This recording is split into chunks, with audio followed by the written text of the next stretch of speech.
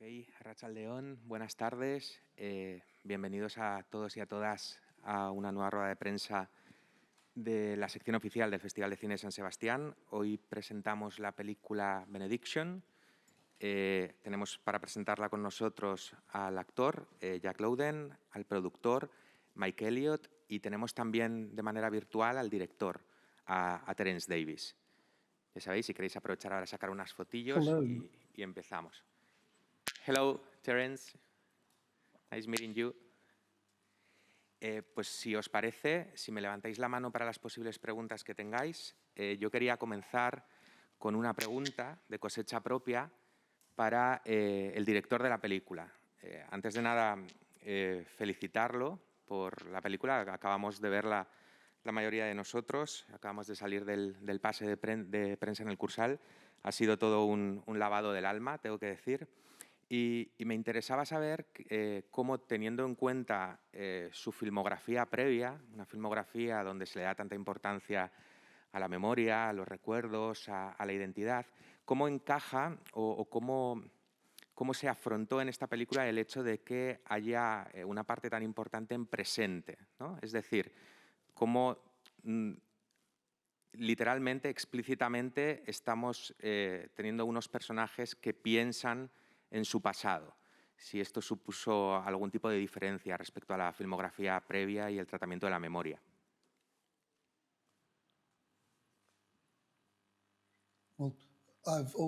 Siempre me he visto obsesión.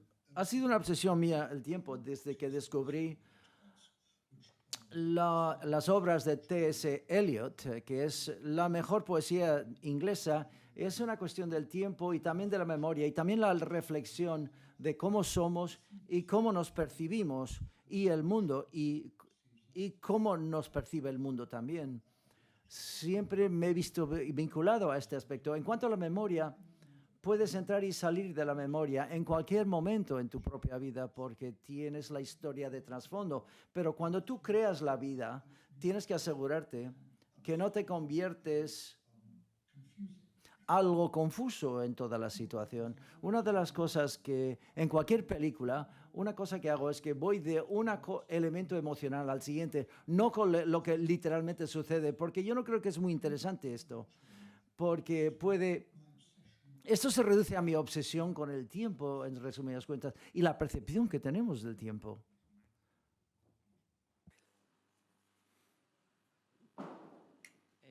Hola, una pregunta para Terence Davis y para Jack Lowden también. Mi pregunta para Davis es cómo dio con el personaje de Siegfried cómo lo conoció, si lo conocía desde hace mucho, si ya sabía de sus poemas o quién le proporcionó, o si alguien le proporcionó sus poemas y le interesó ya toda su historia. Y a Jack Lowden, bueno, me ha parecido ver en los títulos de crédito que está también como productor ejecutivo y quería saber cómo es que está en ese rol dentro de la película, ¿no? Y también cómo ha sido el trabajo con Terence Davis, un director de su talla y su trayectoria. Muchas gracias.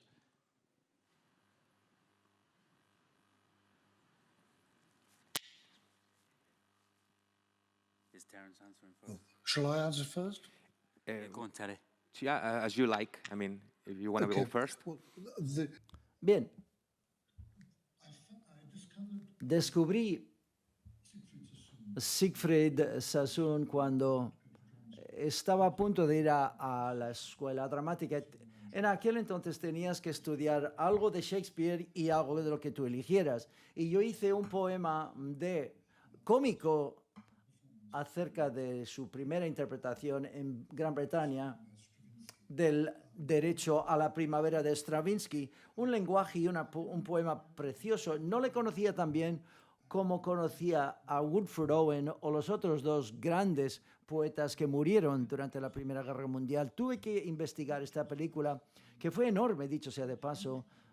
3 enormes biografías, viajó a todas partes, conocía a todo el mundo y era difícil de decidir qué dejar fuera. Lo que hice fue de responder a las cosas en su vida que yo pensé podía dramatizar en el cine, el hecho de que era gay y yo lo soy, y el hecho de que Se casó como muchos hombres gay lo hicieron en los años 30. Su poesía convirtiéndose en un gran poeta debido a la Primera Guerra Mundial también. Y finalmente, lo más sorprendente de todo es que se convierte en un católico, y yo hablo de esto como ex católico y me pregunté, ¿por qué demonios lo ha hecho convertirse en católico? Trabajar con Terence ha sido una de las experiencias excepcionales de toda mi vida.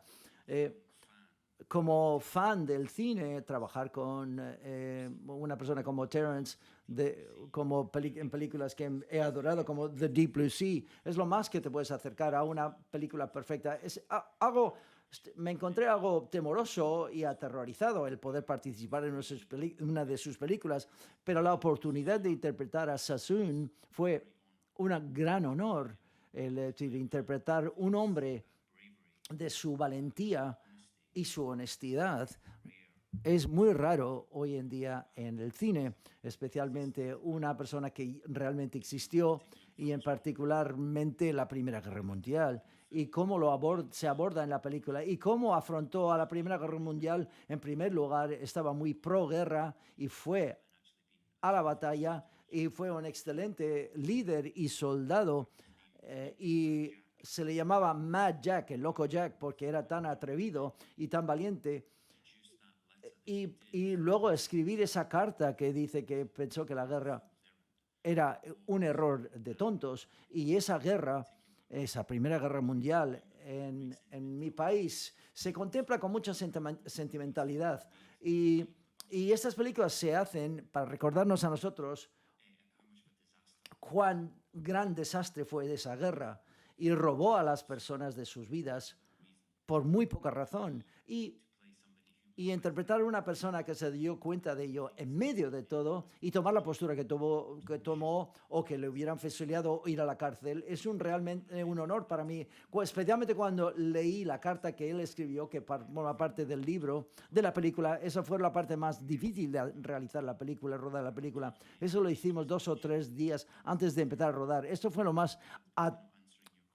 Quizás no responda a su pregunta, pero no recuerdo la pregunta. Sin embargo, me he inventado mi pregunta propia, así que espero que responda algo en parte de lo que alguien quiere saber. Pero bueno, esto es lo que quería decir. Preguntaba acerca de tu papel como productor. Quizás puedes hablar un poco acerca de esto, el proceso de producción y cómo ha funcionado. Mike es mejor hablar, que pueda responder él. Quizás mi papel ha sido mínimo hasta cierto punto, porque la película, como muchas películas, estábamos a 3 días de rodar y luego se cerró pues debido a la pandemia del COVID, y no quería perder la oportunidad de interpretar este personaje, y durante la pandemia quise hacer la película. Pero en cuanto a la producción, quizás Mike puede hablar más. Empezamos la preproducción hace unos 5 o 6 años con Terence, si no me equivoco, y Jack se apuntó hace 18 meses antes del rodaje, así que en parte era reconocer su vínculo con el proyecto, pero también queríamos rodar en Escocia, y Jack tenía una productora en Escocia y teníamos acceso a financiación. Al final esto no acabó siendo así, pero es un testamento a la implicación de Jack desde el principio, el formar parte del casting que nos ayudó a conseguir la financiación. Esto básicamente fue principalmente el trabajo que desempeñó.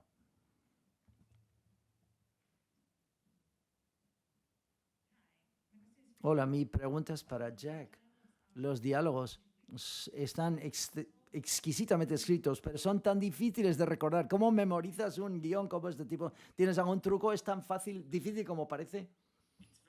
Es muy difícil cuando el guión es muy malo, que yo creo todos los actores te dirán que han tenido una experiencia con... Afortunadamente esta no ha sido una de esas experiencias. Los diálogos son difíciles de aprender cuando no tienen sentido. Cada uno de los diálogos de Terence tienen sentido. Todos eran la respuesta natural a la diálogo anterior. Es difícil encontrar un guión de este tipo, por tanto es mucho más fácil aprenderlo.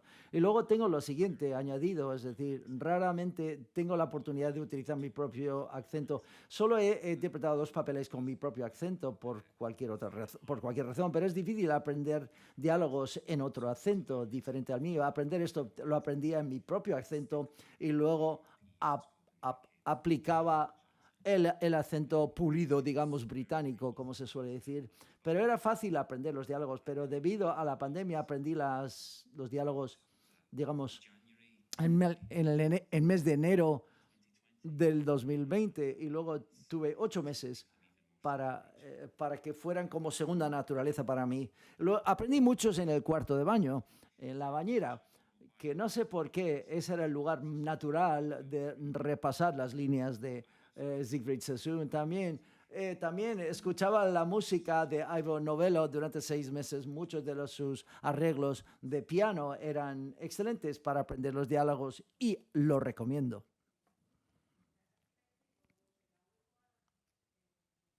Mi pregunta es para el señor Terence Davis. Es verdad que su película tiene elementos que ya reitera de las anteriores, que son el paso del tiempo y la nostalgia. Pero a pesar que sus personajes siempre están tratando de ser ellos mismos, de tener un regocijo, acaban pues invadidos por un sentimiento de amargura en los cierres, ¿no? ¿Qué reflexión le motiva eso, ¿no? Acerca del derrotero de sus personajes?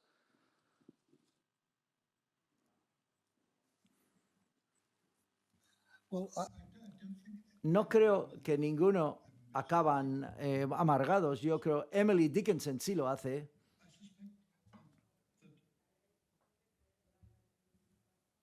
Yo creo que siempre me ha preocupado acabar así. Y quiero citar una de sus líneas en Emily Dickinson. Nos conviertimos en la cosa que tememos y espero que no me haya acabado amargada. Yo creo que la gente se encuentran muy amargadas, porque se vienen sorprendidos por lo que ha sucedido y cómo han respondido a la situación, que no es lo mismo. Yo creo que igual llegan a una situación de desesperación, que es lo más insufrible de todas las cosas, pero no creo que estén amargadas. En cierto modo, no todo el mundo constantemente está intentando encontrar lo que ellos creen que son.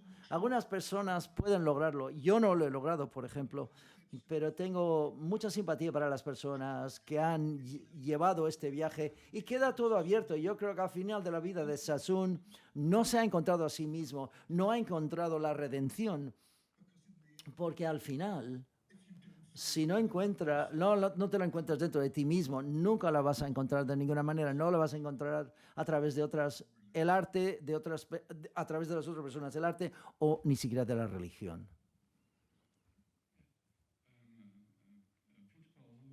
Peter Panhult, de Alemania. Una pregunta para Terence Davis. La belleza de la película me ha sorprendido y cómo has combinado la estructura dramática con las imágenes, el metraje, sobre todo de digamos, el material de archivo. ¿Cómo ha surgido esta idea? ¿Por qué ha funcionado tan bien en la película? Bueno, sinceramente, la decisión fue bastante sencilla. El problema con películas que tienen que ver de 1914 y 1918 en este país siempre lo precede con un verano eduardiano muy largo, cuando todo el mundo estaba preocupado, pero si trabajabas en una mina o una fábrica no era maravilloso, era horrible. Así que este era un tópico que quería evitar. Y cuando vi el metraje de la Primera Guerra Mundial, que es monstruoso y bello a la vez y hermoso a la vez, queríamos hacer que los interiores en Gran Bretaña fueran suntuosas para que tuvieras la idea de dónde proceden y hacia dónde van. Y puramente esto fue el objetivo. También fue una cuestión monetaria, porque si ensucias el vestuario, y tienes que pagar los vestuarios si los ensucias, y no teníamos tanto dinero para hacer esto con el vestuario de los actores. Hola, Sir River de Brasil. Pregunta para el señor Davis. Quiero, en primer lugar, unas cuantas palabras acerca de tu trabajo con Nicola Daly, el cinematógrafo. Esta película, Benediction, es una de las experiencias cinemáticas más potentes de este festival. Tu cine, como suele ser tu cine, pero ¿cómo abordas esta dimensión cinemática en momentos de la cultura del streaming? ¿Cómo colocas tus películas en una plataforma digital, señor Davis? No tengo ni idea, absolutamente. Soy tecnófobo, es decir, no puedo hacer nada. Tengo un teléfono móvil, pero la gente me deja mensajes, no se recuperan los mensajes. De hecho, soy inútil.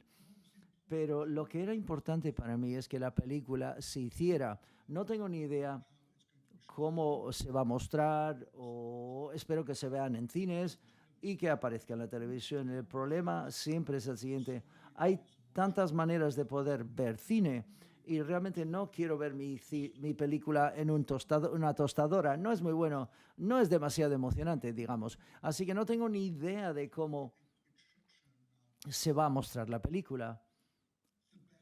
La mejor manera, evidentemente, es un cine, en la oscuridad, con la luz por encima a 24 encuadros por segundo. Creas la magia para un público muy grande, pero individualmente cada uno piensa que el secreto solo me lo está contando a mí. Y ahí es donde está la verdadera magia a 25 encuadros por segundo.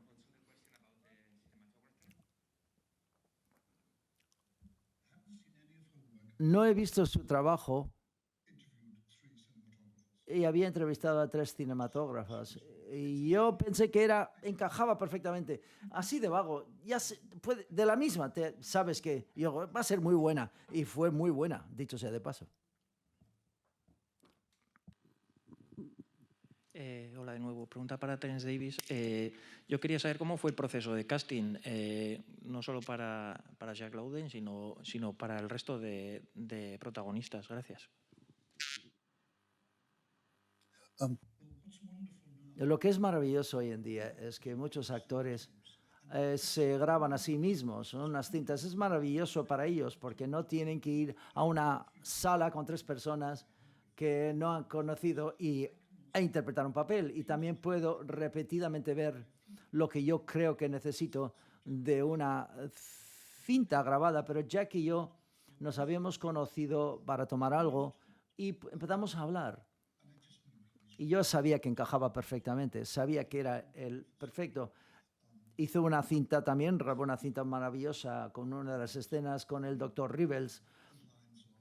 El diálogo es: no sé por qué vengo, porque no logro nada. Y cuando dijo eso, su voz se rompió en mitad del diálogo y dije, definitivamente he acertado y sé que va a ser él el que va a interpretar el papel. Una pregunta para Terence Davis. Hoy en día hay muchas películas con personajes gay, pero cuando empezaste tú no había. Me gustaría saber cómo te sientes, cuál es la mayor diferencia que has visto como realizador entre los años 70 y hoy en día en cuanto a personajes gay. Gracias.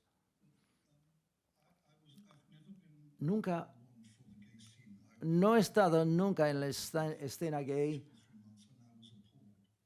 No me gustó al principio, el narcisismo que existía en aquel entonces. Yo no puedo vivir así, que por eso decidí ser celibato y lo he sido durante los últimos 40 años. No podía entrar en la escena gay. Lo que no quería era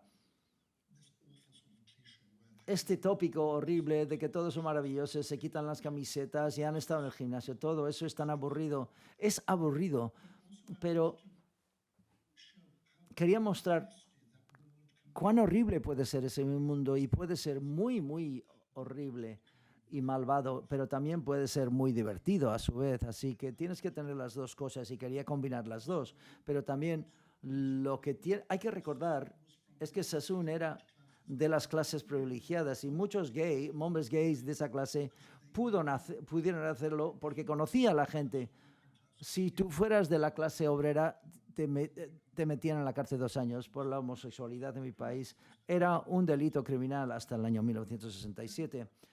Pero lo que es maravilloso acerca de los jóvenes gays hoy, pueden decir lo que son y cómo son, y no tener ese horrible problema, especialmente en la palabra queer, que odio muchísimo, porque cuando yo crecí en los años 50 se decía con tanto odio y que no puedo utilizarla. Así que yo creo que ya hemos avanzado bastante desde entonces y no quería que fuera hombres hermosísimos quitándose la camisa, así, porque no hay nada más aburrido. Lo único más aburrido que eso es ver, bueno, las carreras de Fórmula 1, por ejemplo. Una pregunta en relación a algo que estaba comentando, que es que todas las películas de Terence Davis como director tienen un gran trabajo de montaje, de fotografía, de puesta en escena, también de guión y de diálogos, pero en este caso concreto los diálogos son continuamente ingeniosos, mordaces, representando un poco este mundo, ¿no? ¿Costó mucho llegar ahí o salió de una forma natural?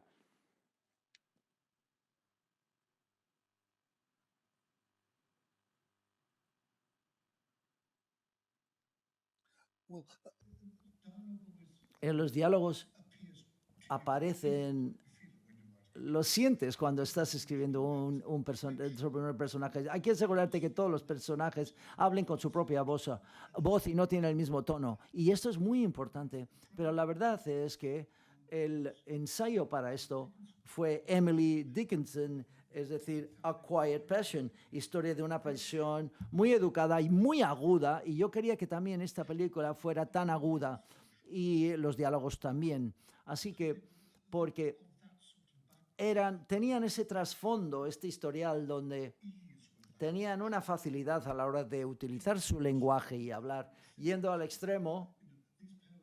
Estos poemas, por ejemplo, son incomprensibles, son harto difíciles de entender, pero ella era una persona maravillosa. Estaba dentro de una red de mosquitos en su cama. ¿Cómo no podías hacer que esa escena fuera divertida? Así que no quería que fuera... Gardo, que es un gran poeta y tenía una vida, no quería que fuera tan plano. La pasión y el humor es maravilloso. Yo creo que hasta en la edad moderna los británicos son muy divertidos y especialmente especialmente el norte de Inglaterra. Y tenemos la capacidad en mi país de reírnos de nosotros mismos y ver qué país tan ridículo somos.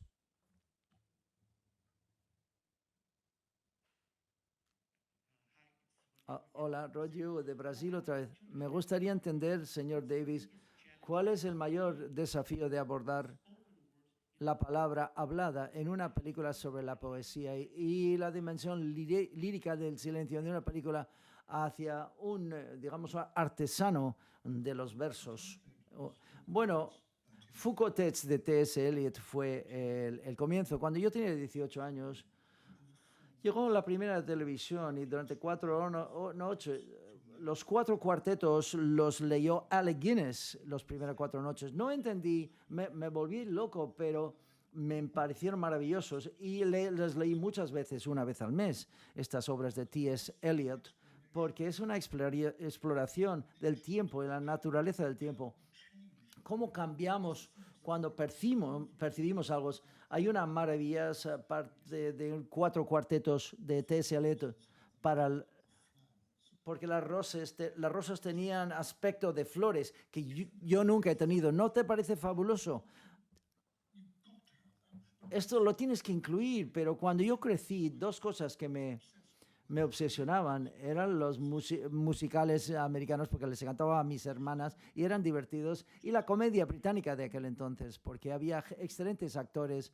Ya no los tenemos hoy en día, desgraciadamente, pero era maravilloso ir a ver a personas como Alice de Sim o Margaret Rutherford o George Grenfell. Estos nombres quizás no significan nada para ti, pero tuvieran un sentimiento intrínseco de la comedia, no intentaban ser divertidos, era natural. Esto fue básicamente como empecé o como lo abordé. No quería escribir unas bromas, espero que se haya reído la gente bastante.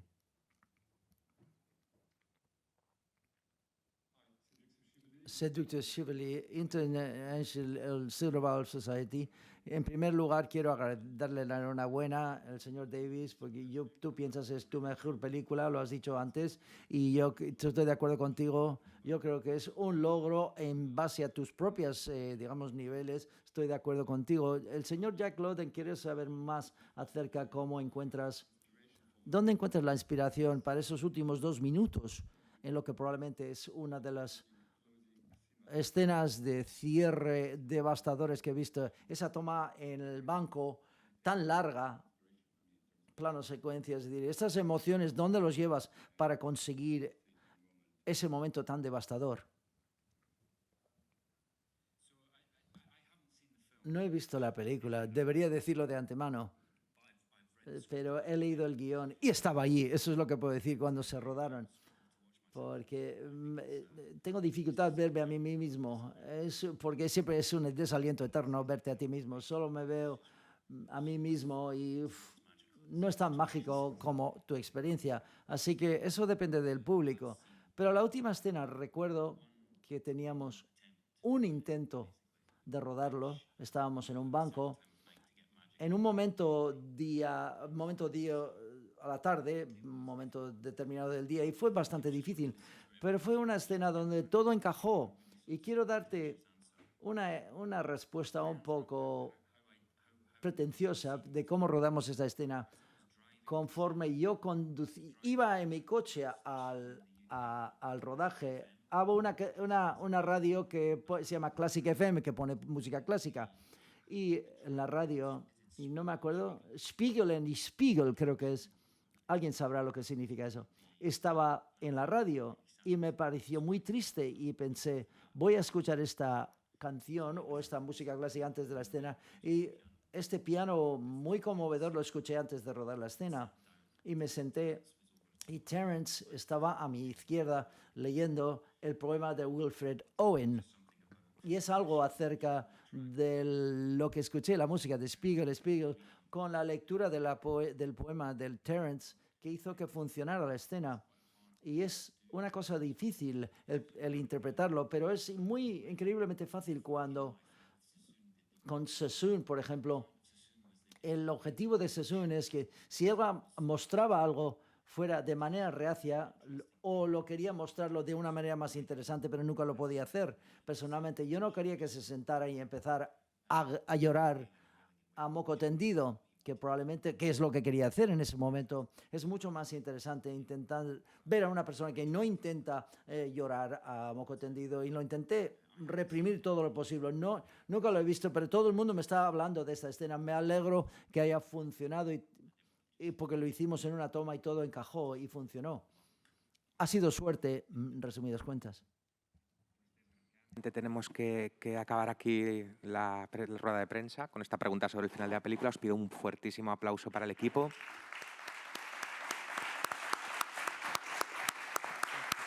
Thank you.